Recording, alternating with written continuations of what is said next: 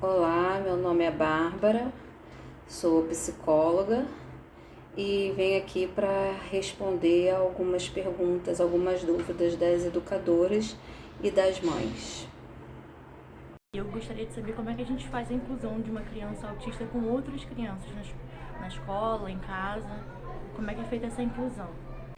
Na escola, essa criança precisa ter atividades adaptadas de acordo com as necessidades e dificuldades dela.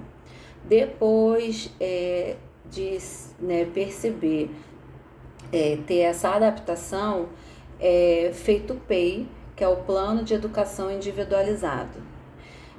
Também é importante as questões das abordagens sensoriais, né? Porque tem muito da agitação, principalmente na troca de atividades, e tem que investir na previsibilidade. O que é isso? Está sempre informando essa criança que vai haver uma troca de atividade, não somente trocar, porque eles têm necessidade da rotina. Então, quando vai trocar, isso também serve em casa, tá? Tá sempre informando para não desestabilizar, para a criança não se agitar, né? Então, tá sempre informando o que vai ser feito. Então, um exemplo, tem toda a rotina diária, né? De um dia que tem uma atividade física, uma natação, vai para casa, almoça, depois vai para a escola e volta para casa. Então, já tem que ser informada a criança de manhã. Vamos se arrumar para poder ir para a natação. Ok, foi para natação. Quando estiver saindo da natação agora, nós vamos para casa, que você vai almoçar e vai para a escola. E até ir para casa, se no meio do caminho saiu da escola, resolve ir ir ao mercado, ali já quebra aquela rotina, né? Porque ela foi informada, então ela entende o quê? Que vai ter aquele padrão, né? Então, quando sai, aí que tem a questão da alteração. Então, todas, né, entre outras, né, são importantes para essa criança estar inclusa também, né? Na escola, ter sempre as atividades mais fáceis para mais complexas. Em casa, a mesma coisa, tá? Enfim, espero que tenha ajudado de certa forma, tá? E tem muitas outras que vai depender do caso, do contexto, tá bom? Olá, meu nome é Thaís, sou mãe de uma aluna aqui da unidade e eu queria saber qual a idade é diagnosticada o autismo. Então, ele se instala nos 3 primeiros anos de vida, quando os neurônios que coordenam a comunicação e os relacionamentos sociais deixam de formar as conexões necessárias. Tá? Os pais conseguem detectar a partir de 8 meses, quando, né, começa aquele desenvolvimento, quando é esperada aquela socialização, a troca, né? Por exemplo, quando a criança é chamada pelo nome, não atende, se isola, o não falar e não fazer gestos para mostrar algo, não imitar, não brincar de faz de conta, aquela brincadeira, escondeu e tira, né? Geralmente bota a fralda assim, esconde, fala achou, a criança ela não consegue, se irrita, não consegue, na brincadeira, né, do faz de conta. E geralmente o diagnóstico ele é pode ser, né, feito entre 1 ano e meio e 3 anos. Porém, hoje, né, assim, o mais comum está sendo entre 5 e 7 anos. Mas quando tem a ausência da fala, que é o que preocupa, né, mais os pais, nessa questão do não falar, às vezes só aponta ou às vezes nem aponta, então aí que já busca o ajuda profissional, né? Já busca e pode ter o diagnóstico ou não, mas é importante o diagnóstico precoce para poder ter mais chances da criança se desenvolver, de aprender, e o diagnóstico tardio já gera mais dificuldade. Bom dia, meu nome é Ellen, sou mãe da Diana, que estuda aqui no Aitel Seixas. Eu gostaria de saber como lidar, como os professores podem acalmar a criança, né, que tem um espectro autista no momento de crise, quando ela está nervosa. Essa é a minha pergunta. Então, o momento da crise é um momento que causa muita dor, que perturba, deixa desnorteado, são incontroláveis e involuntários, tá? É uma disfunção sensorial muito forte, causada por barulho, luzes, a quebra de rotina, como eu já mencionei, coisas novas, muito estímulo visual e auditivo ao mesmo tempo, enfim.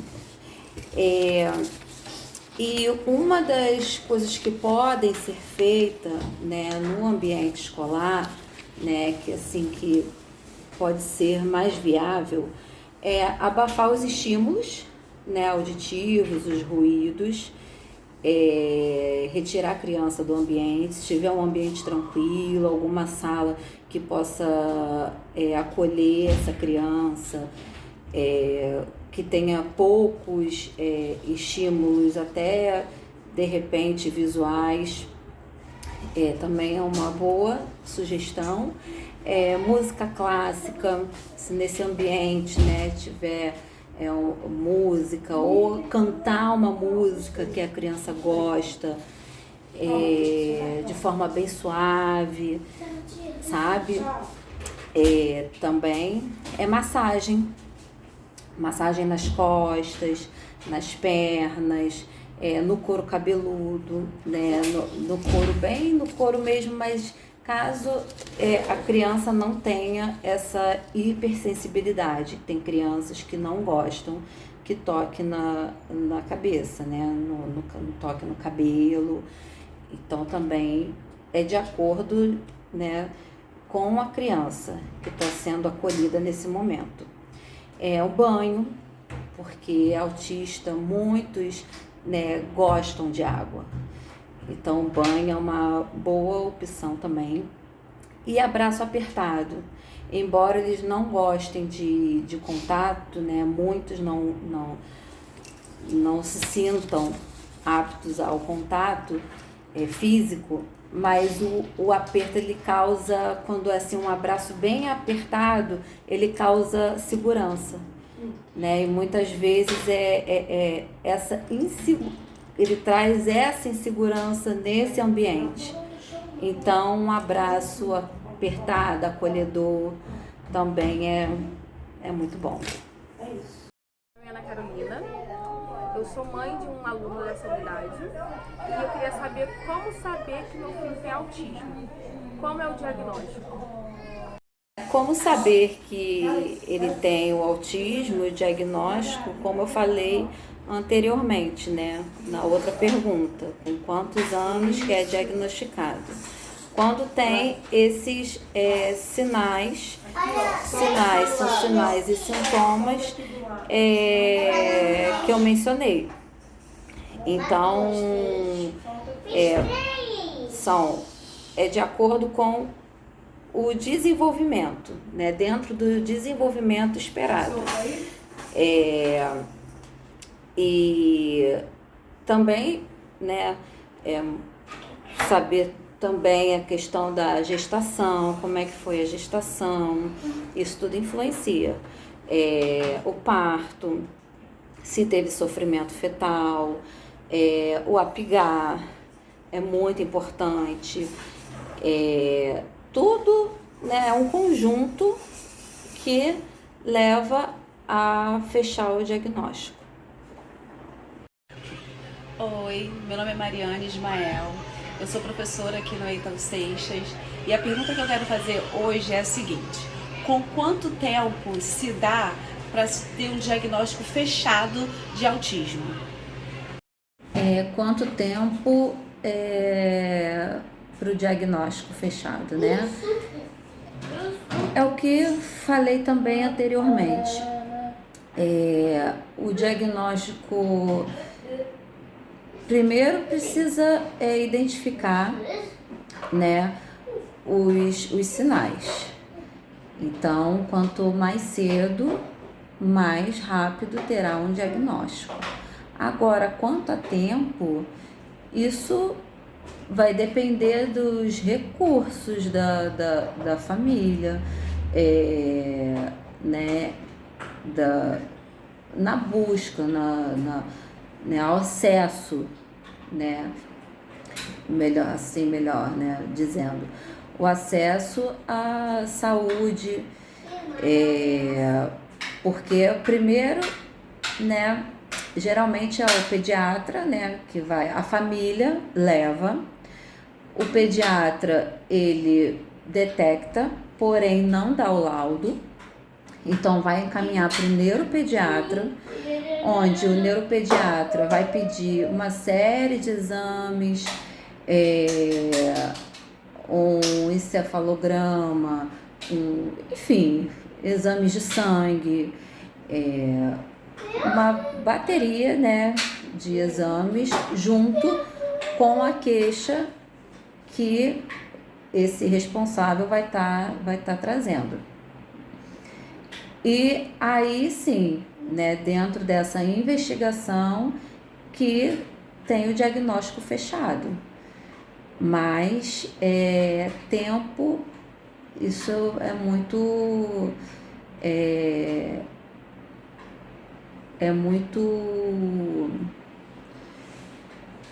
não tem uma previsão assim.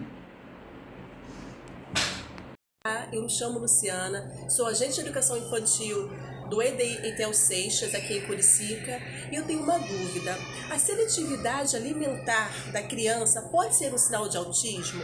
Como a criança muitas das vezes rejeita alimentos pastosos ou granulados, isso pode ser um sinal de autismo? Seletividade alimentar pode ser autismo? Tem 5 vezes mais chances de apresentarem, né, as crianças com TEA do que as crianças neurotípicas. 1/4 de todas as crianças geralmente têm problemas alimentares, né, de diversas ordens. Porém, 80% em crianças com algum atraso no desenvolvimento. Oi, eu sou a professora Roberta, do EDI Professor Eitel Seixas, e a minha dúvida eu gostaria de saber por que existem tantos casos de pessoas autistas e se tem alguma explicação genética. A explicação genética para autistas ainda tem muitas variantes, né? Muitas pesquisas ainda, algumas já comprovadas e outras ainda em investigação. O que é comprovado é a idade avançada, né? Pai, mãe, principalmente o pai, que faz uso de ácido valproico. Além dos fatores genéticos, né? Os ambientais também, não tem comprovação, tá? A ordem de fatores ambientais, geralmente, o que ainda está em pesquisa, né? É relação dos pais, relação ao contexto familiar, também alimentação. Tem muitas questões ainda que estão sendo investigadas, tá? E vale ressaltar que toda doença hereditária é genética, mas nem toda doença genética ela é hereditária.